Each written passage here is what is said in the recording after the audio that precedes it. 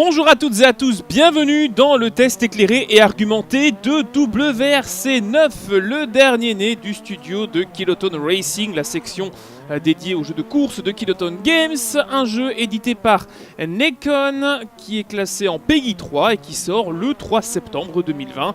Alors il sort sur à peu près tous les supports possibles, je ne sais pas ce qu'il en est pour Stadia, etc. Mais en tout cas, au niveau des disponibilités à sa sortie, c'est Xbox One, PlayStation 4, PC, Epic Game Store, attention, c'est important, pas Steam, Switch, et deux versions sont proposées au grand public avec la version standard et la version Deluxe qui propose des DLC et du contenu historique ainsi qu'une spéciale supplémentaire, celle du Rallye d'Espagne. Le jeu supporte les manettes, les volants et le clavier bien entendu. Il est proposé en langage audio et textuel, en anglais et surtout en français. Alors pour vous donner quelques informations au sujet du jeu, vous pouvez le trouver dans toutes les bonnes boucheries, sur l'Epic Game Store notamment à 49,99 €. Sur console il est un petit peu plus cher, mais vous avez un prix réduit sur PC à 44,99 €. C'est sur gamesplanet.com et c'est disponible dans la description. Alors, le cas de WRC9 passé au crible, je vais essayer de vous apporter mon point de vue sur un jeu que j'attendais malgré tout puisque j'avais beaucoup apprécié. WRC8 sorti l'année dernière, en tout cas un jeu qui a fait grandir la licence. Kiloton Games commence à vraiment avoir la mainmise sur la licence, sur le jeu officiel de ce championnat du monde avec un événement e-sportif chaque année. On sait qu'il a le championnat du monde e-sport WRC qui est disputé sur ce jeu, donc il y a une communauté, il y a une demande et il y a surtout une attente, surtout que cette année, pas grand chose d'autre en termes de jeux de rallye viennent agrémenter le paysage des simulations, en tout cas des jeux de course. Vous allez voir en fond des gameplays, tantôt à la manette, tantôt au volant. J'ai réalisé ce test avec la manette Nakon Pro Controller, puisque Nakon est quand même l'éditeur et le réalisateur de ce jeu, donc je me suis dit pourquoi pas tester avec la manette Nakon, et ensuite le volant Trustmaster TSXW Racer. Droite 2 court, dans gauche 3 et droite 4 ouvre 1000 30 mètres. Débutons ce test en passant en revue le contenu proposé par ce WRC9. Alors au niveau des voitures, on retrouve une bonne trentaine de véhicules. Alors des véhicules du championnat 2020 WRC, le WRC2 et WRC3. Le WRC Junior est là aussi, même s'il ne s'agit que des skins de Ford Fiesta qui sont vraiment très peu intéressantes, même si ce sont des tractions, mais voilà, c'est un petit peu du contenu factice pour moi. Des véhicules historiques, alors présence de voitures plus modernes dans les historiques, ça fait plaisir de voir la présence de Citroën Xara, de Ford Focus, etc. etc. À l'ancienne, on retrouve des voitures des années 70 et 80, mais quand même un petit manque pour moi de groupe B bien méchante, pas de RS200. Il y a évidemment en bonus de précommande de l'édition de luxe la Quattro, mais en version 4 roues motrices début groupe B, donc pas vraiment la grosse évolution ou la S1, donc c'est vraiment très sage je trouve en termes de contenu historique. Et puis bien parmi les autres voitures on trouve une ancienne Polo WRC, une C3 WRC, une Porsche et une petite Proton. Bref, on a été très sage je pense au niveau de ce que pouvait proposer le jeu en termes de contenu de voitures. J'aurais aimé des S2000, des voitures un peu plus atypiques, et on a été malheureusement peut-être un peu trop sage à ce niveau là. Bien sûr, 100 spéciales vous sont proposées, tout issu du championnat du monde. On n'a pas retiré les rallyes annulés évidemment, donc on trouve de la neige, du tarmac, du sable, du gravier, donc toutes les surfaces possibles. On en reparlera au niveau du feeling des voitures. Et voilà, donc une sélection de véhicules correcte, en tout cas à jour, une sélection aussi de livrets plutôt sobre. Il n'y a pas plusieurs livrets par voiture historique, c'est un petit peu dommage aussi. Donc voilà un petit peu pour le contenu. On a de quoi faire avec un combo voiture, circuit et environnement qui, pour moi, me paraît très complet. Droite 4 ferme, d'accord. Dans gauche 5, 30 mètres. Maintenant que nous savons à quoi nous avons affaire, enchaînons avec les différents modes de jeu. On passe en revue un petit peu tout ce qui est proposé. Alors si dans chacun des rallyes, il n'y a pas forcément une super spéciale, vous pouvez la parcourir face à l'IA en mode solo, puisque vous avez donc le mode course rapide qui vous permet de faire soit une spéciale, soit un rallye complet. Vous avez le mode écran scindé, vous avez aussi le multijoueur avec là aussi des modes chrono, des modes duel et des modes rallycross. Malheureusement, enfin rallycross pardon, super spécial, pas de rallycross. Le mode super spécial était un peu décevant dans le précédent puisque on était tous les deux au même endroit et on avait un fantôme, c'était pas véritablement un duel sur la piste. Donc ça c'est toujours présent. On a un très Training Center. Alors le Training Center c'est quoi? C'est 4 environnements, 4 lieux où on peut rouler à sa guise et enchaîner les virages un petit peu comme un gymkhana. Alors il n'y a pas grand chose à effectuer là, si ce n'est qu'il en ait quelques petits trophées de succès, de vitesse de pointe, de drift, etc. Mais c'est un bon entraînement pour tester son volant, régler ses setups, etc., etc. Parce que les environnements proposés sont un petit peu variés. Pas de neige, mais on a quand même du tarmac et du gravier. Je le disais donc, mode time trial, piste libre, training center et surtout un mode carrière qui vous propose de débuter en junior WRC ou en WRC3 et d'ensuite gravir les échelons avec votre équipe. On l'évoquera dans sa partie dédiée un peu plus tard.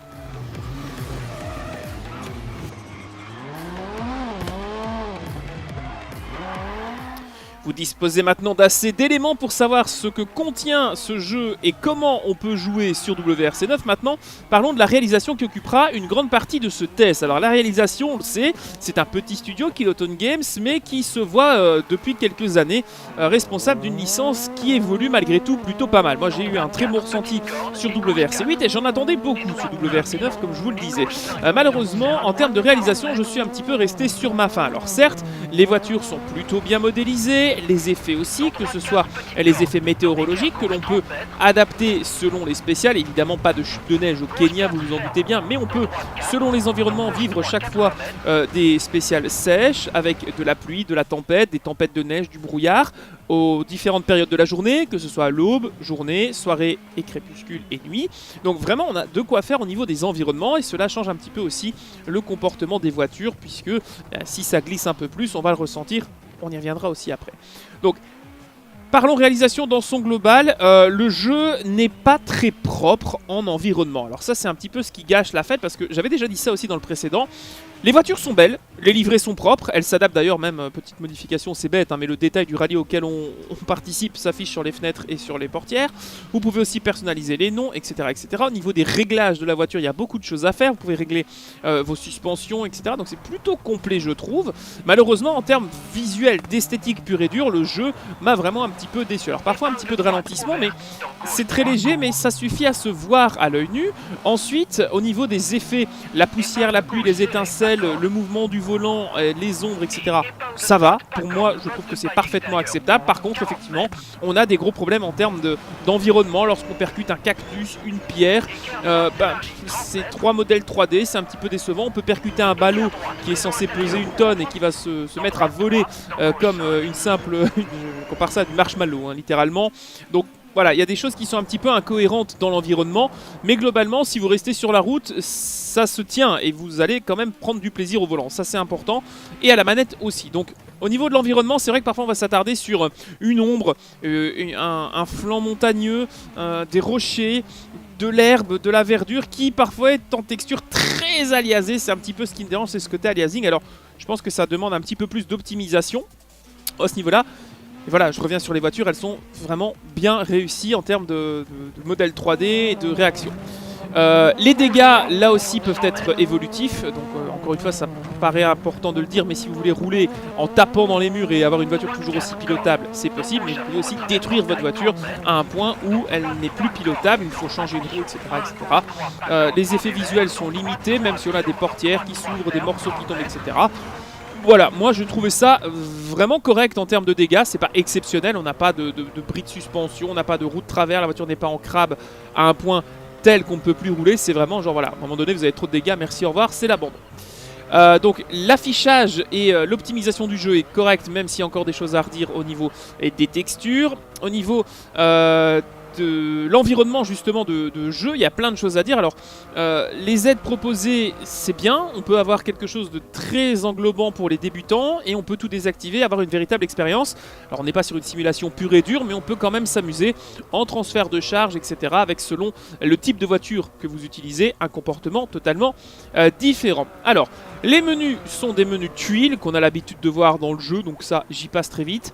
L'aliasing, je vous en ai parlé. L'ombre affichée à une distance quand même assez élevée, pas de clipping, hein, je précise, mais de l'aliasing. Difficulté donc bien amenée pour les pros, je vous dis dans le comportement, le transfert de charge. Présence d'abandon sur le parcours, alors ça me rappelle toujours Rally Evolve de WRC qui était sorti en 2005-2006 où il y avait sur le bord de la piste le copilote qui disait attention, attention, il y a une voiture sur le bord de la route et on voyait une voiture avec un moteur cassé qui fumait, etc. Donc ça c'est bien de garder ça, qui a fait son apparition il y a quelques épisodes, donc toujours présent, c'est intéressant. Les aides proposées, j'en ai parlé bien sûr pour les débutants comme pour les moins néophytes. La possibilité de gérer soi-même ses essuie-glaces, ses phares et tout ça, c'est plutôt cool. C'est des détails, hein, mais bon, c'est pas toujours présent dans ce genre de jeu, donc précisons aussi. Point important du gameplay et de la réalisation, le copilote. Alors celui-ci est disponible en français et en anglais, on peut retarder ou avancer l'évolution de ses notes. Donc pour l'environnement sonore, le copilote est pour moi quand même correct, hein. Je pense que voilà, il dit pas trop de bêtises, j'ai pas été surpris par une note, hein, toujours bien amené, même si parfois il faut bien tendre l'oreille, mais il est très bien implémenté, on l'entend pour moi correctement, sans exception. Parfois peut-être un son trop clair justement, et on aurait aimé peut-être des communications radio qui plantent, etc. Donc voilà, c'est vrai que c'est très limité, il y a des petites choses qui sont faites, mais ça reste parfaitement classique.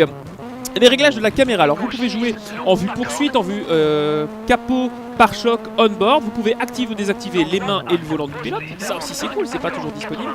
Donc on peut quand même modifier légèrement sa caméra. Par contre, petit défaut qui est un peu embêtant pour moi, je roule et je joue sur un écran 21/9 habituellement. Et c'est vrai que si je veux vous capturer le jeu avec son overlay comme je l'ai fait pour ce test, je dois jouer en fenêtré et malheureusement on ne peut pas réajuster l'overlay. C'est quelque chose qu'on trouve beaucoup maintenant, que ce soit chez Codemasters ou ailleurs. Donc c'est vrai que voilà, pouvoir remodeler un petit peu son overlay sur PC en tout cas, ça aurait pu être une feature assez intéressante, même si celui-ci est extrêmement basique, mais parfois un petit peu trop discret, je trouve. Les environnements, alors c'est vrai qu'en termes d'ambiance en rallye c'est difficile de faire véritablement quelque chose, mais on n'a pas, je trouve, de présence du public, pas de photographe, pas de flash qui crépite quand on passe dans les zones publiques, un son de public aussi assez basique, donc il y a des choses qui sont bien dans l'environnement. On parle d'un drone qui vous suit, des effets de lumière, des feux d'artifice, des fumigènes, ok, le vent dans les arbres, il y a beaucoup de choses qui sont faites pour vous mettre dans l'ambiance. Je crois que c'est le minimum syndical pour moi. Voilà. Sincèrement, voilà, l'environnement dans un jeu de rallye c'est toujours difficile à évaluer, mais je trouve que manque parfois de public et celui-ci est plutôt gourmand en termes de réalisation. Les environnements justement sont bien variés, hein. Quand on passe du Japon au Kenya, ensuite à la Suède, au Monte-Carlo, on se retrouve vraiment dans des environnements différents. Ceux-ci ont une influence sur le feeling, on en revient un peu plus tard au feeling justement dans un autre segment de ce test. Voilà, les replays sont variés, vous pouvez le voir d'ailleurs dans les images que je passe, hein, au niveau des replays. Parfois c'est vrai qu'on a des gros plans sur des textures qui sont censées être lointaines, pas forcément dans le cadre quand on joue, et ça pique un petit peu de voir que ce soit des pierres, des briques, des rails, on est quand même sur des détails qui sont un petit peu trop simplistes pour moi. Point d'orgue, les phares qui la nuit réfléchissent sur une piste humide avec des effets d'eau qui sont plutôt sympas. Donc quand on a les phares la nuit, on éclaire vraiment comme si on avait des LED de chez Audi au Mans, donc c'est vraiment exceptionnel, peut-être un petit peu trop d'ailleurs pour vraiment pinailler. Pas de mode photo, donc au-delà du replay où on peut faire pause et essayer d'avoir une caméra un peu libre, pas de mode photo véritablement dédié, donc ça c'est un petit peu dommage.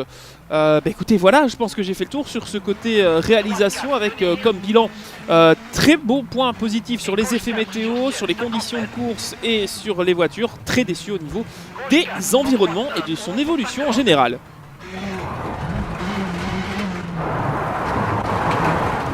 Et droite 4, tenir sur ciel, dans gauche à fond.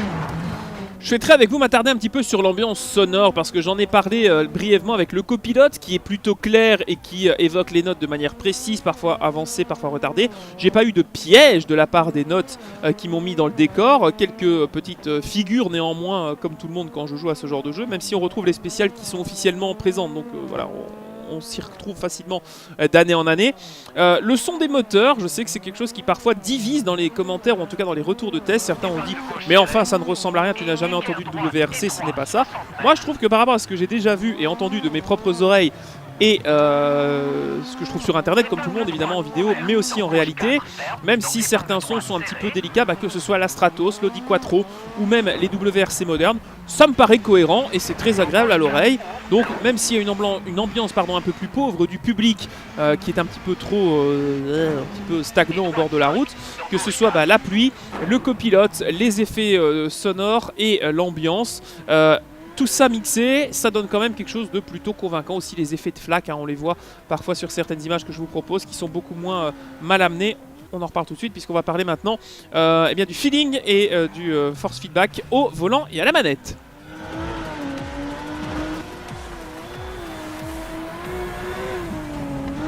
Que vous soyez au volant ou à la manette, justement, eh bien, ça change beaucoup de choses dans ce WRC9. Alors c'est vrai que habituellement, j'aime bien jouer à des jeux de rallye à la manette, puisque je trouve que c'est plus sympa quand ils ne sont pas orientés 100% simulation, d'aller se mettre en vue poursuite et de voir un petit peu où on en est sur la route. C'est quelque chose que j'aime bien faire, c'est pas le cas de tout le monde.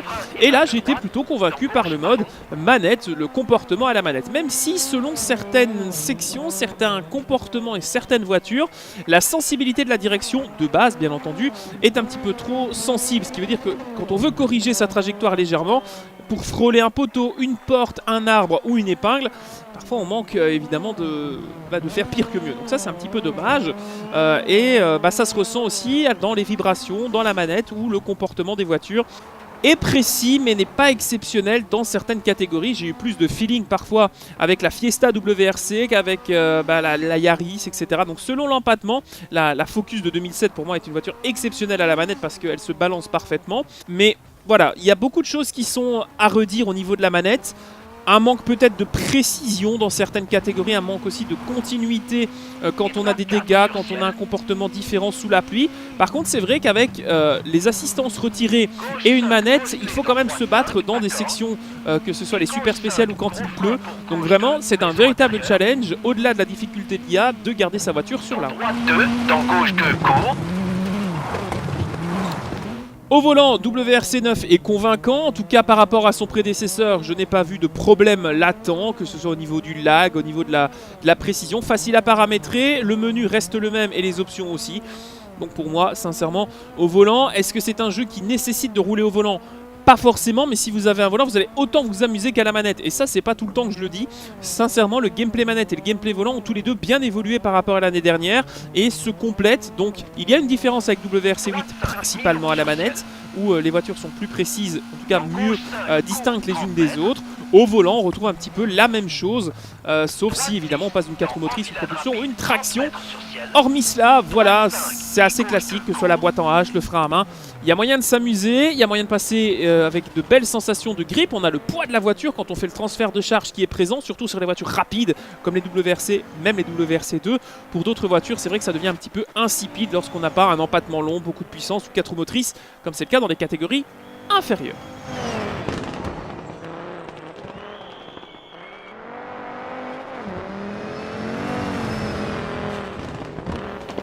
Le mode carrière de WRC9, alors celui-ci est plutôt intéressant puisque l'on a en fait l'origine de ce qui est devenu My Team sur F1 2020, un petit peu l'arbre d'évolution et la gestion totale d'une équipe. Alors on peut dire que peut-être Codemasters s'est inspiré de Kiloton, hein, ce serait un compliment, mais c'est vrai que ça fait 2-3 ans que Codemasters essaie de mettre un mode carrière dans ses jeux de Formule 1 ou ses jeux de rallye, là où plutôt Kiloton Games a emboîté le pas avec un arbre qui fait évoluer la voiture avec la gestion financière, la gestion du personnel et la progression de votre pilote, que ce soit dans les catégories inférieures ou directement d'ailleurs en WRC3. Donc ce qui est proposé dans le mode carrière, c'est une progression intéressante, la gestion totale d'une équipe, à l'image de My Team, une école et la gestion des activités. On place soi-même les activités dans le calendrier, comme c'était le cas précédemment, mais ça marche, donc pourquoi changer? Savoir gérer son personnel et ses finances, c'est tous les aspects du sport, et ensuite avoir les bons contrats. On regrette peut-être le manque de gestion de sponsoring plus précis ou alors des défis à réaliser pour véritablement atteindre les objectifs de certains sponsors. C'est vrai que ça aurait pu être un petit bonus intéressant, mais beaucoup de paramètres proposés pour se faciliter la vie et ne pas risquer la banqueroute à chaque manœuvre, ou plutôt au contraire être un petit peu plus risqué dans ce que l'on fait et prendre des décisions importantes à chaque fois que l'on quitte la voiture, en tout cas éviter de la détruire pour ne pas en payer les pots cassés financièrement. Droite 4, et gauche 5. Beaucoup d'éléments ont été évoqués dans ce test. J'espère avoir fait le tour de ce que j'ai pu tester. Un test qui a duré une bonne dizaine, une quinzaine, 13-15 heures je pense, pour lesquelles j'ai passé du temps sur ce jeu. Encore évidemment, beaucoup de choses vont évoluer puisque le jeu sera disponible ce 3 septembre. Donc il y aura un patch Day One. N'oubliez pas qu'il y a 2 versions. Donc je vous ai montré aussi du contenu qui n'était pas initialement prévu dans le jeu, notamment la Corolla WRC et l'Audi Quattro qui sont des bonus de précommande et d'édition Deluxe. Il y aura aussi des évolutions qui vont être amenées d'ici quelques semaines dans le jeu, peut-être d'autres choses, un DLC historique aussi, enfin on parle de pas mal de trucs qui pourraient faire leur apparition, mais pour le jeu en tant que tel à cette date-ci, eh bien il est plutôt convaincant. Faut-il l'acheter? Oui, je pense que WRC 9 vaut la peine d'être dans votre bibliothèque Epic Game Store ou sur votre étagère si vous jouez sur console. Je n'ai pas testé la version Switch, donc je ne peux pas vous en donner plus d'informations, mais sur les versions que j'ai pu tester, à savoir PC et PlayStation 4, grâce à une connaissance, j'ai pu avoir un panel quand même de ce que proposait le jeu. Alors, le bilan, c'est très bon feeling à la manette, bon feeling au volant, des choses qui sont visuellement peu acceptables en 2020, des choses qui sont parfaitement acceptables aussi au niveau du contenu. C'est un jeu qui vaut son prix, je trouve, puisqu'il n'est pas vendu à 70,80 €. On salue nos amis de Project Cards. Donc voilà, là vous payez pour quelque chose qui véritablement ne se cache pas, et je trouve que ce WRC 9 est un bon jeu. Donc voilà pour ce que j'avais à vous dire dans ce test éclairé et argumenté. Je vous donne rendez-vous très vite pour le début de My Team sur F1 2020, où on fera connaître l'équipe Arrows. Si vous avez l'occasion de tester ce jeu, eh bien donnez-moi vos retours, bien évidemment, comme vous l'avez fait de manière très nombreuse pour Project Cars. Partagez cette vidéo autour de vous si vous pensez que ça peut intéresser sur différentes, j'en sais rien, des pages Facebook, des forums, etc. Des gens qui veulent en savoir plus sur ce jeu ou dans vos connaissances. Moi en tout cas, je vous remercie de votre attention et de votre temps. Je vous donne rendez-vous très vite pour d'autres tests dans un court terme et pour de nouvelles aventures en vidéo. N'hésitez pas à vous abonner et à liker cette vidéo si elle vous a plu et elle vous a éclairé, comme c'est mon souhait. A la prochaine les amis, bon amusement en piste, quel que soit votre jeu de course favori. Ciao.